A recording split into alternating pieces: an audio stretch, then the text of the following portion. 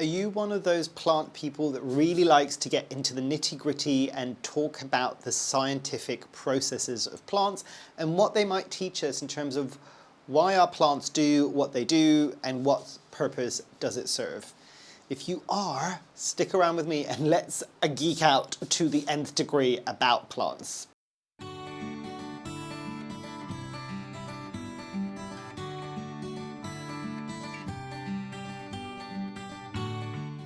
Hi, my name is Memo, this is my channel, Houseplantygoodness, and essentially it's a place where I like to geek out about my big passion. You might be able to see it behind me and all around me, it's tropical houseplants.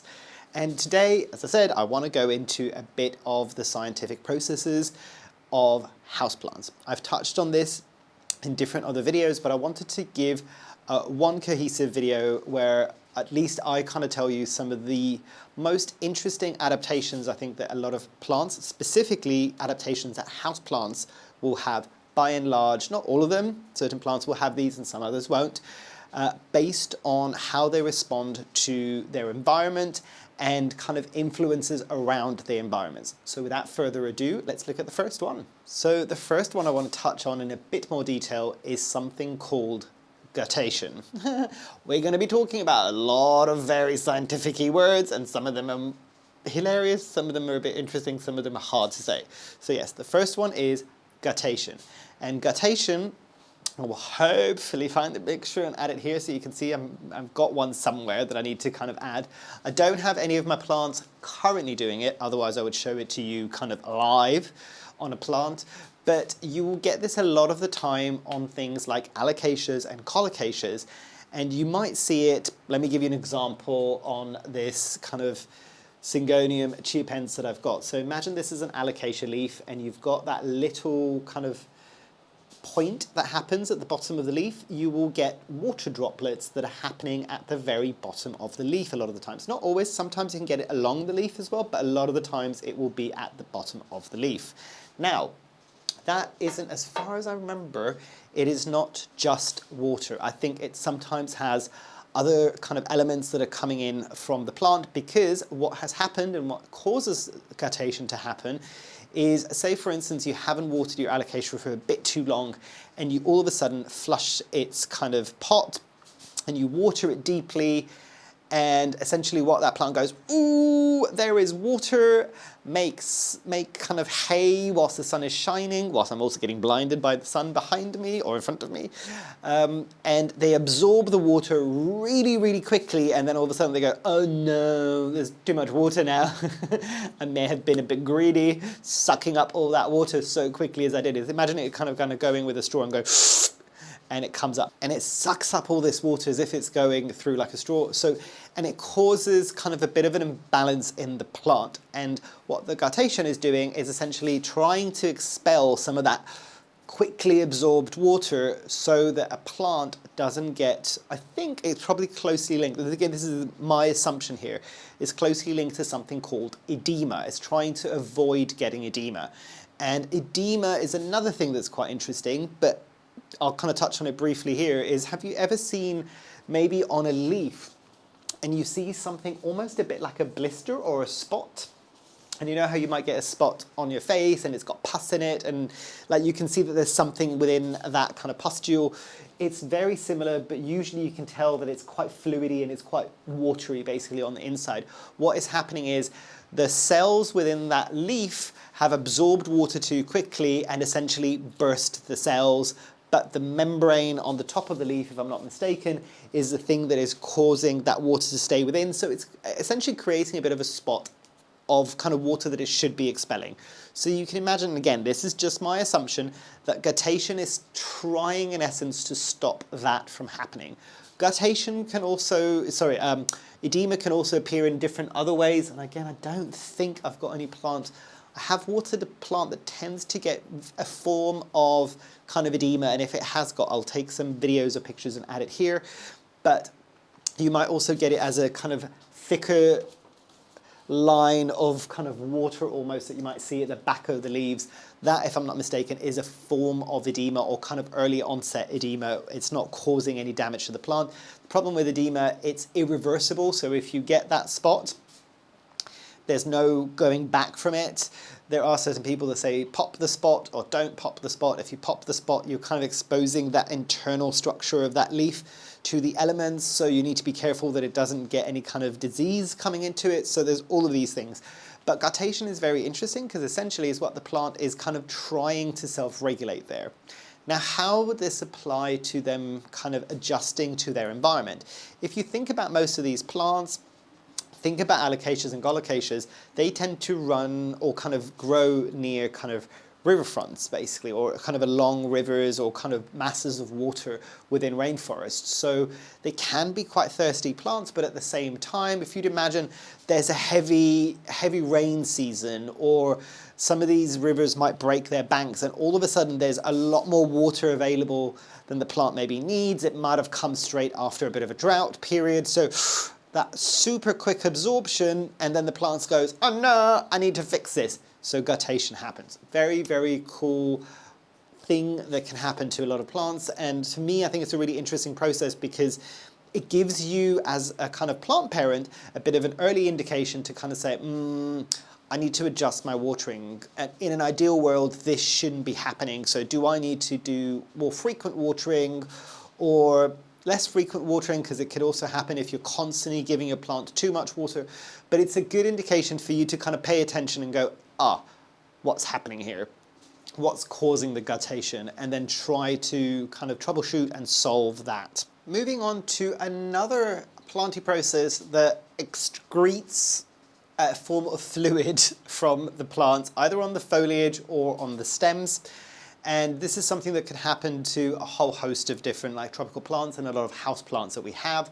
And it's something called extrafloral nectaries. And this could be something that worries a few people basically when they first see it. They're just like, oh, is this like pest damage? What is it? And essentially it's little droplets that look like water, but again, this is a substance that isn't just water, if I'm not mistaken. The guttation one, I'm still unsure of. I'll hopefully be double checking and putting a kind of comment somewhere at the top of that section. But with extrafloral nectaries, I'm almost entirely sure that it has got other elements in. It's not just water. It's kind of a sweet substance. And for me, I think if one plant process or kind of one evolution that I think is probably the coolest of them all, it is extrafloral nectaries. Because essentially what it's doing is it's calling in the cavalry. And the cavalry is ants. And it's calling in the cavalry to kind of make sure that pests that might be attacking the plant don't attack the plant, and that the cavalry, in this case the ants, are attacking the pests. Very, very cool. So it's the plant's own kind of self-defense mechanism. It's the most that it could do to kind of go, you know what, I am struggling here, I need help, something is trying to chew me away, please somebody come and help. So the ants are attracted to the sugary substance that kind of is excreted by the extrafloral nectaries, and they will come there and protect the plant from the pests. Now, the interesting thing, and I've talked about this before, is that the pests can also get quite smart and try to supersede this, because one plant pest that we can sometimes see in houseplants is aphids. And aphids will poop out this clear sugary substance, which is their poop if I'm not mistaken, which is very similar to extrafloral nectaries. So whilst that aphid is attacking that plant, it's excreting this sugary substance, it's still attracting the ants, and then what happens is the cavalry does not protect the plant, it then protects the pest. So if you start seeing ants on your plant, kind of definitely go and have a quick inspection to kind of see, are the ants there because the plant has excreted the extrafloral nectaries, but there's no kind of visible sign of pests, but definitely check and see because something is causing that plant distress. Or check to see if you've got aphids, because one of those two reasons is probably what's attracting the ants to your plants. But very, very cool. And you can see why this adaptation or why this evolution would have happened, because the plant wants to make sure that it's staying as kind of healthy as possible. So having the ants there to help are fantastic kind of little soldiers without the plant having to do anything, basically. Now, the next adaptation is something that we see a lot of the time with monsteras, and a lot of people that I know with a Monstera deliciosa will always ask me this question. It's just like, why is my plant, I think I'm giving my plant too much light, it's going towards the dark. And it's not just monsteras that will do this, but Monstera deliciosa is a really easy example that people probably have come across before. And it's something called Skototropism. So skotos, or skotavi, in modern Greek, is the darkness, basically. And tropism is, it moves towards the dark, basically. So it's moving towards the dark. So Skototropism is a move towards that darkness. And you might say that's kind of slightly counterintuitive. Most plants need light to photosynthesize. Why would a plant do this? And now we come on to the interesting thing, because what we all need to remember is that houseplants are not houseplants. There is no plant that is inherently a houseplant that would grow naturally in a house.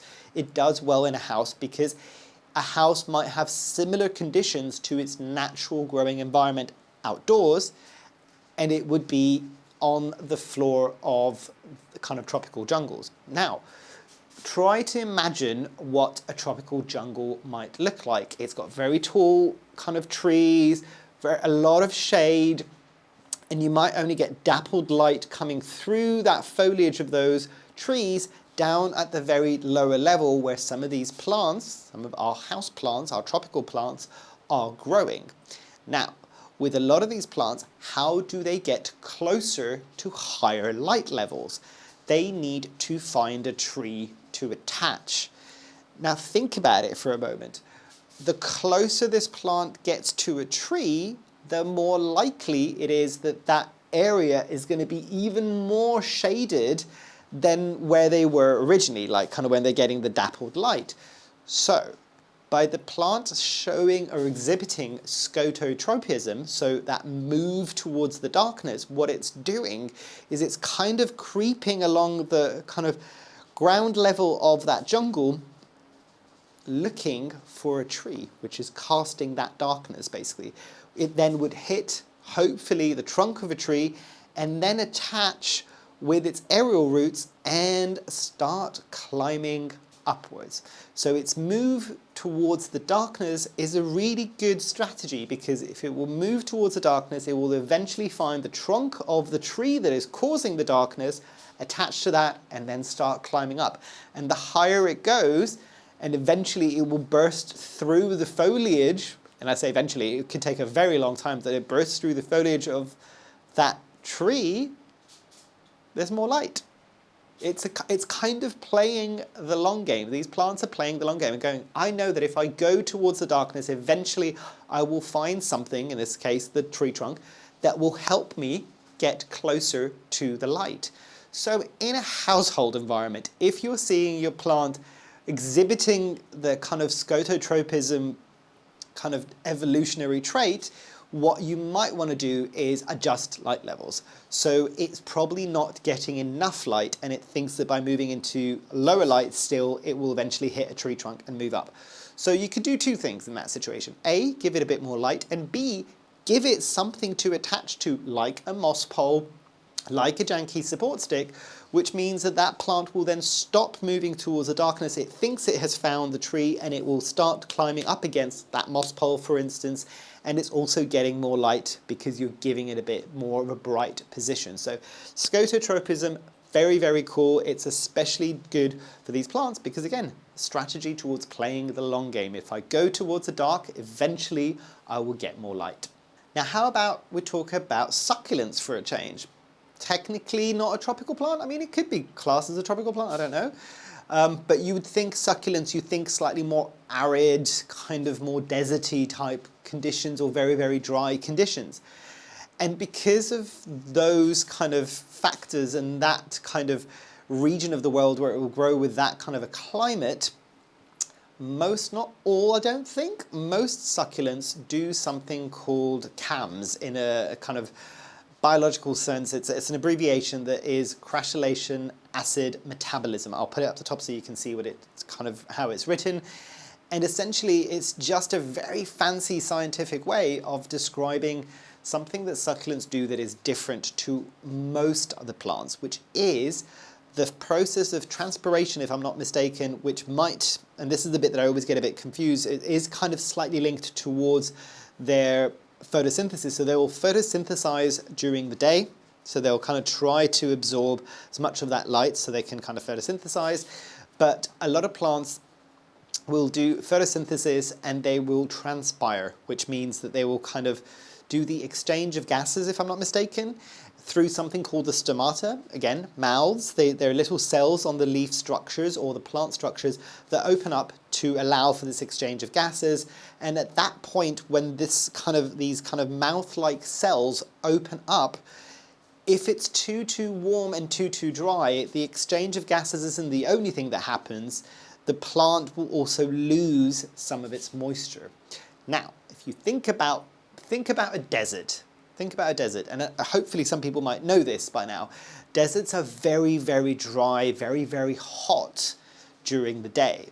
But at night, the temperatures do a significant drop, and it's a much more milder kind of situation. So, by these succulents who grow along or kind of close or even in these environments, by doing crassulation acid metabolism, and not doing what all the other plants are, which is to transpire during the day, they transpire at night. Because of those lower temperatures, it means that when they do those exchange of gases, there's less, it doesn't completely take out the process of it losing some of its moisture, but there is less of a risk, less of a chance, less of an intensity of losing that valuable moisture, because again, remember, it's a very arid environment, by doing this at night, which is exceptionally cool. And this is where some of the kind of old wives' tales came about houseplants, is you don't want to have any houseplants in your room at night because they are sucking out all of the oxygen because they're doing this at night whilst you're asleep. Trust me, you would need to be in the middle of a jungle of succulents, and probably still it wouldn't be enough to cause you issues to your own oxygen supply at night. So it's fine. Somebody kind of took a very extreme example and ran with it, but you're okay, trust me. It is, however, a very cool adaptation. It's a plant kind of showing through its evolution that, you know what, by us doing this differently than all other plants, which is that point of transpiration, the exchange of gases, at a different time when we know it's going to be cooler, we kind of manage to preserve some of that really, really precious moisture that we've got within our plant structures, within our leaves. So very, very cool and massively underrated as a bit of an evolutionary plant process, crassulation acid metabolism, or CAMS. Now I'll wrap up with an evolutionary kind of mechanism that a lot of aroids, so think philodendrons, anthuriums, syngoniums, would exhibit. And it's not just the aroids, there's a lot of plants that, based on where they are growing in the jungle, whether or not they're growing in nooks and crannies of plants, I think orchids are the same as well. Aerial roots. We've all seen aerial roots. Again, probably one of the most obvious examples, because it gets chunky and very long aerial roots, is something like a Monstera deliciosa. But again, people that have had philodendrons, anthuriums, all these things will always have seen kind of aerial roots. And they're a very smart adaptation, because there's not a lot, like if you think about your plants in your garden that are growing in the soil, how many of them have got aerial roots? Not an awful lot of them. But these plants are growing in kind of very hostile conditions. You might not think about this in the jungle, because a lot of people kind of think of jungles and think of rainforests, and they think this is the utopia and this is where all the plants would grow their best. Not necessarily, because each plant is adapted to their kind of environment. But the adaptation of something like aerial roots plays a part in the Skototropism that we were talking about before. And it is something that these plants are very ingenious in kind of having, because it gives them that ability to attach to things like tree trunks and be able to support themselves. Because I don't know if you've ever seen, and hopefully I'll find some videos or images and add them here, of these plants when they're growing on trees. As they get higher up, they get more and more mature, which is what we'd want, which is the bigger foliage. But the other thing that you need to think about little small plants when they're first starting off, and if you see what they're like on the kind of base of the jungle floor, their stems might be very, very thin. How are those stems supporting those massive structures at the top? So aerial roots aren't just a way for the plant to attach itself onto the tree so it can climb up the tree, but it's also a way to give it stability and be able to thicken up that growing stem against that tree to create that support that is needed for those massive, massive leaves. And they get those bigger leaves because they are finding more and more light the higher up they go on trees, and they need a way to not only attach to that tree, but support the weight of this massive, ginormous plant as it grows up at this point. So very, very cool adaptations. And for us as well, the good thing is that because of this evolutionary trait, it is one of those things that these plants have adapted, that each one of these aerial roots for most of these plants could eventually develop into its own root system. So if you think about it in a jungle, things don't grow in a bubble in the jungle, basically. Things will happen, weather will happen, predators, animals will happen, things will happen, and it might, if you'd imagine Monstera deliciosa growing up a tree, something comes in, knocks it to the point where it detaches the stem and cuts it. Say, imagine that it's a clean cut between the stems. So this is one piece now and this is another piece. This piece, if it's attached with an aerial root, because it's got that aerial root already in the tree trunk, if there's the correct conditions, that little extra section can develop its own root system and then become independent from the original mother plant and then keep growing, which is truly fascinating. That kind of tenacity to want to grow and want to survive isn't just unique to tropical houseplants, but it is so cool when you see it there. And for us, it just means it's just easier to propagate. As long as you've got a node, and even better if it's got an aerial root. That aerial root, if it's attached to something like a moss pole, which is a reason why a lot of people want to grow on moss poles, they will start rooting into whatever growing media is in those moss poles. And then it's just a lot easier for you to create a cut. You've already got an established root system and you've got a new plant. Simple as that. So what are your opinions?